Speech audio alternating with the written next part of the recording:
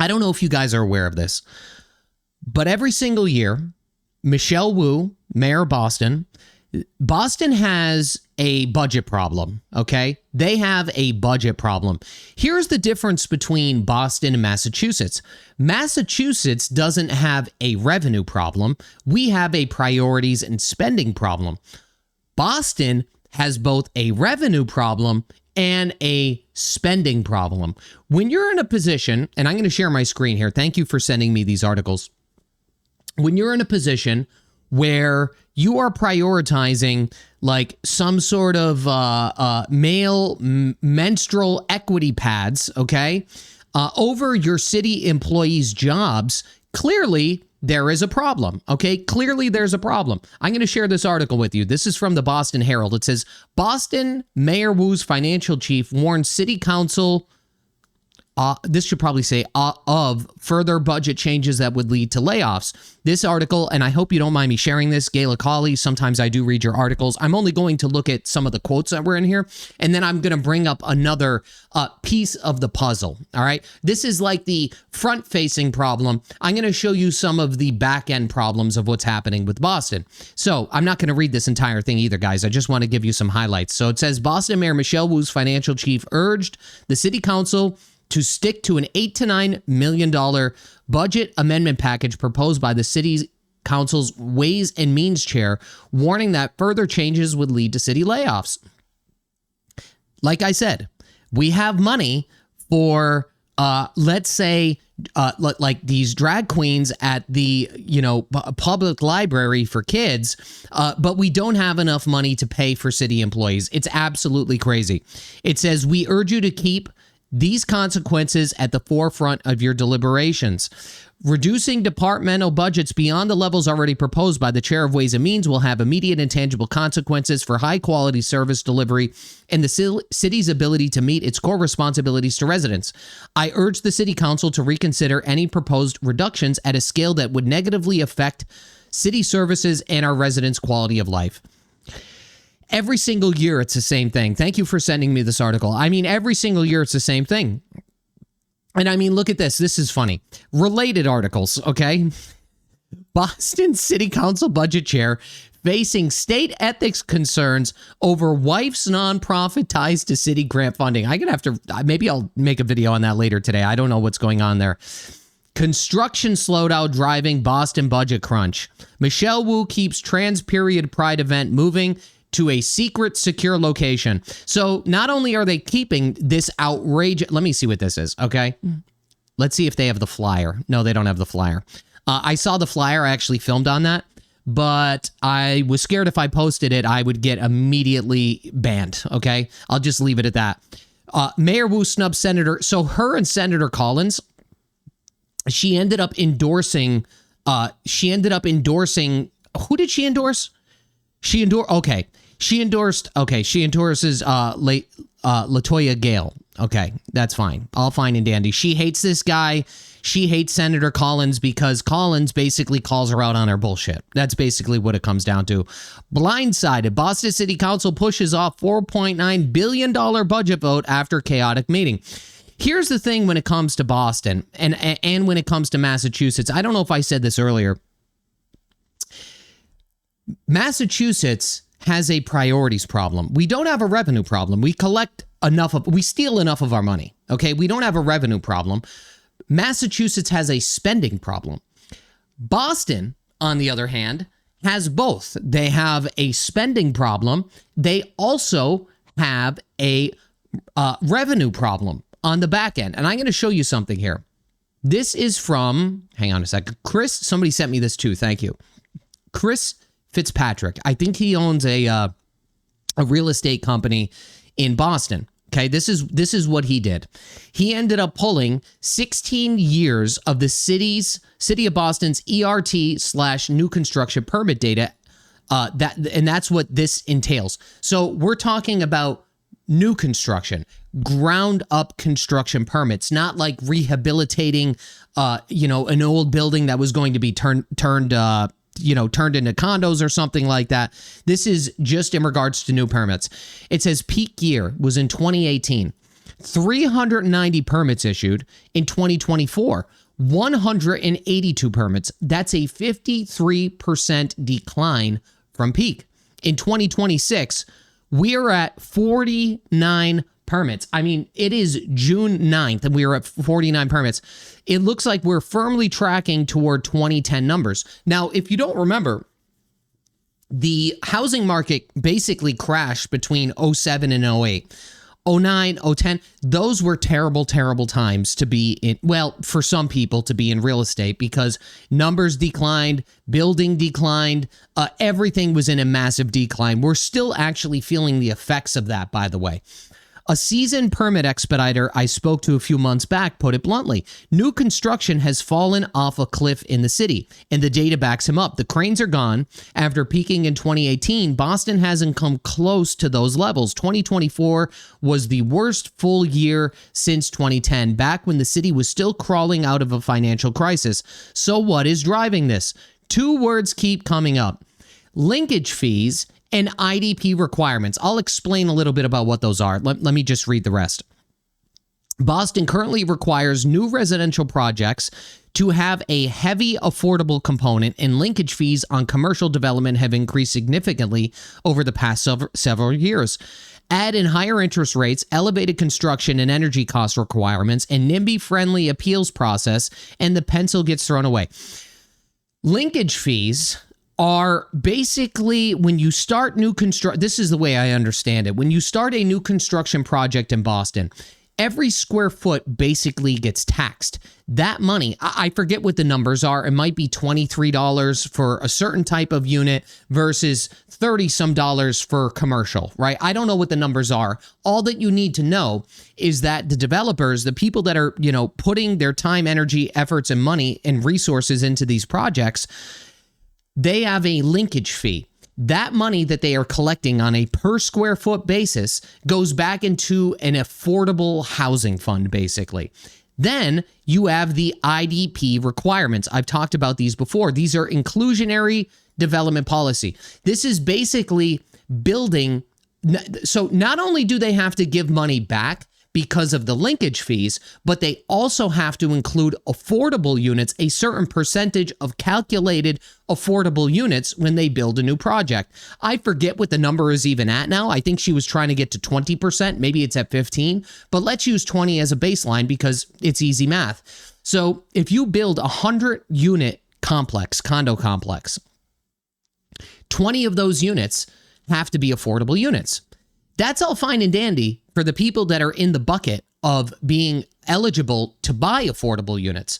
But what ends up happening, and I've talked about this before, what ends up happening is the more affordable units that you decide to cram down the throats of people, the market rate or market value units, they are more expensive. They're more expensive because the developer and the builder, they have to offset the costs that the money that they're losing on the affordable units, even if they're getting subsidized, like some sort of grant money back or, some sort of money in some way, manner, or form, they still need to offset a portion of those costs. So what ends up happening is the, let's say, affordable or market value units, they end up becoming more expensive. And then you need to realize what happens, let's say, down the chain, right?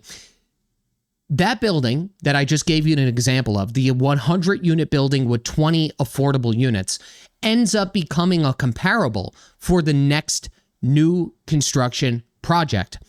So the market rate units that already have inflated prices that people are paying end up becoming comparable comps, right? Comparable units for the next property that is built. So there's no such thing as making things affordable when you have linkage fees and inclusionary zoning. On top of that, you could also add into their stretch codes, which makes the cost of construction substantially higher. I covered those before. You saw the quotes a couple of days ago, or maybe sometime last week I covered that. So not only are we building less units in general in terms of new construction, but the ones that we do build get hit with the linkage fees, and they also get hit with the inclusionary zoning for more affordable units, which again, downstream creates more unaffordable units. That is what's happening, okay? That's what's happening. So here he says you can mandate affordability in every building that gets built, but if fewer units get built, the city still loses. 2026 is on pace for a year like 2010 when there were only 100 permits issued. Even accounting for seasonal lag, the trajectory is hard to spin positively. Boston is one of the most supply-constrained housing markets in the country. We all know this. The cost of inaction shows up every month in rents and sale prices that price out other generation of residents.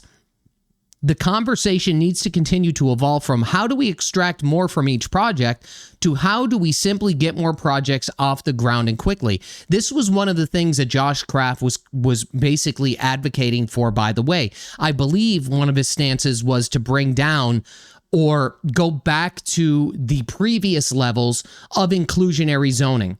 Michelle Wu bumped it up by a couple percentage points, and I think that she ultimately wanted 20%, okay, which is completely outrageous. This is what the permitting looks like.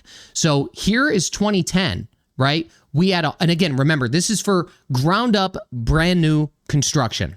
Ground up, brand new. This is not for rehabilitating, an old building or something like that and converting it from office space into, let's say, condos or apartments. So 2010, we had 102. 2018, we peaked at 390. Even throughout the years of 2019, at least through 2023, we saw a decent amount. But then as the years went by, it started to drag in 2024. 2025. Well, 25 and 23 were very, very similar. But I mean, again, these years, 2020, 21, 22, and 23, that was the COVID pandemic era. 25, we peaked a little bit, but look at this. 2026, we're at 49. That is a 53% decline from its peak, which is absolutely crazy. Affordability happens. This is some of the comments. Affordability happens with supply, which is economics 101. Attempting to mandate it simply reduces supply and ultimately increases the cost of the remaining stock. It's not politics, or rather basic economics. And then let's see here. Let's see what Chris said. For us in Boston, the comparison is striking. A place like Austin added housing at a faster rate than the population growth, while Boston has really done the opposite for much of the past decade. 100% true. It's 100% true. So what is happening here is that not only does Boston have a spending problem, they spend too much money on completely insane projects that make national news pretty much on a weekly basis. That's one portion, but the other portion is that the city of Boston, you need to understand, the city of Boston's, the way that they generate their revenue is from their real estate. Not many cities do it this way. It works when it works, and when it doesn't work, it's really, really bad, because when you start on a trending decline of, let's say taxing commercial businesses, commercial buildings at a higher rate, and you're collecting a lot of your revenue from that, when you have a decline in those assessed values, it's going to show up in the very next year. So if a building used to be worth, let's say, $15 million, and now it's worth $8 million, the assessed value comes down, and then they're not generating enough revenue.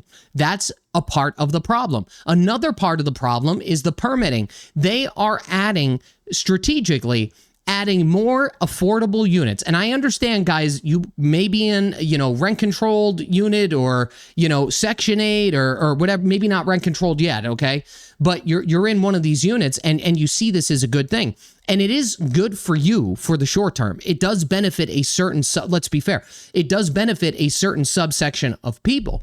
But what ends up happening is it disenfranchises more than it helps, because even your rent will inevitably get higher unless there's rent control in place. That's why they want to put rent control there throughout Massachusetts, because they know they cannot build enough, because they've essentially created the mechanism of whether it be inclusionary units, which you have to have X amount of affordable units in order to even get your project started. The cost of building is higher because now with all of these stretch codes and basically trying to get to net zero carbon, the level of materials that you need to use for energy efficiency is much more costly. Okay, it's much more costly to build the same exact unit with the same number of units within the building than it was just a couple of years ago. So they've made construction costs significantly higher. Okay, so construction costs are significantly higher. On top of that, people don't want to invest in Boston. It is what it is. People just do not want to invest in Boston. They don't want to invest in Cambridge. The biotech scene is basically dead. They put all of their eggs in one basket, and then that sector is effectively gone. All right, it's essentially gone. It's dead. Office spaces for biotech is struggling. You have all of these problems compounding, right? Yet their spending is completely out of control. So there's a multitude of problems here, but the premise of this video is to show you that the revenue is lacking, number one. On the front end, or I should say on the back end, revenue is lacking, okay? Then on the front end, the spending is out of control. Somebody, and the only person with any sense of reason is Collins, okay? Collins is the only one that keeps on continuing to bring up issues in the city of Boston. And when he brings up those issues, he ends up becoming one of Mayor Wu's targets and is basically disenfranchised, right? Because what she is trying, just so you guys understand this, you could like Michelle Wu, you could hate Michelle Wu, but the proof is in the pudding. What she is trying to do is that this is a complete smoke and mirror show when it comes to her budget and her spending and the city's revenue. She is currently, well, she's in multiple lawsuits, but there is currently even a lawsuit that I think the Pioneer Institute is helping with, where the assessor's office, people that were going to appeal the premise of this was that certain commercial properties were getting assessed higher than others. Basically, they were certain, building owners were getting special treatment.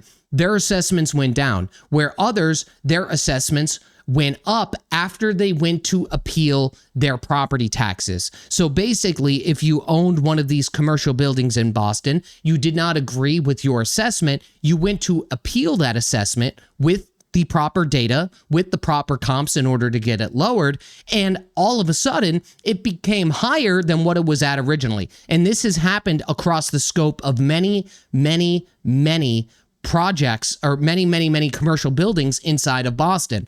So don't let Michelle Wu fool you, okay?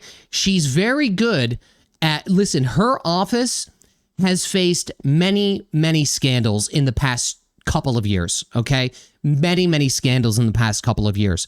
But these people are just so arrogant and so egotistical that they refuse to look reality in the face and say, hey, I think that we have a problem here. We need to address this. And like I said, Senator Collins is one of the only people willing to call Michelle Wu out. And now you're seeing what the outcome is. The same thing applied to our auditor, Diana DeZoglio. As soon as she started, trying to get this audit to go through, she gained a lot of enemies. See what happens here in Massachusetts. If you're not from Massachusetts, let me explain something.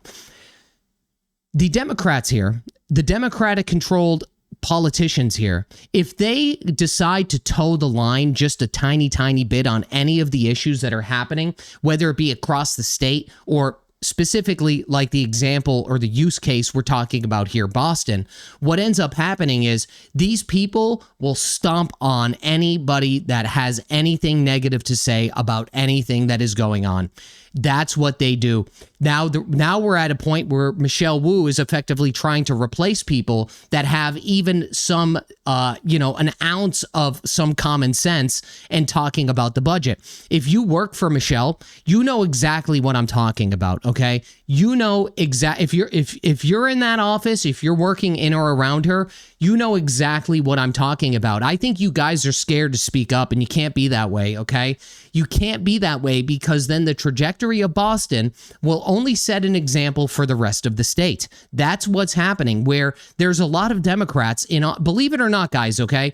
There's a lot of Democrats in office right now, Democratic politicians that would love for more than nothing but to speak out about what's going on, but then they will be retaliated against. That is the majority of that's why we are still in the position that we are here in Massachusetts. I would say the same exact thing is probably happening in Illinois or Chicago, let's say. The same thing is probably happening in California.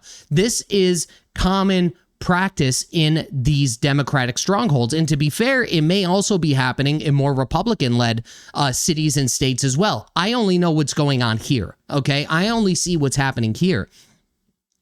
But this is the state of Boston today. And it is going to be the state of Boston next year. There's going to be less permitting. There's going to be less building. There's going to be less back-end revenue. And there's obviously always going to be more spending. That's it for today's video, guys. I'll see you on the next one. Bye-bye.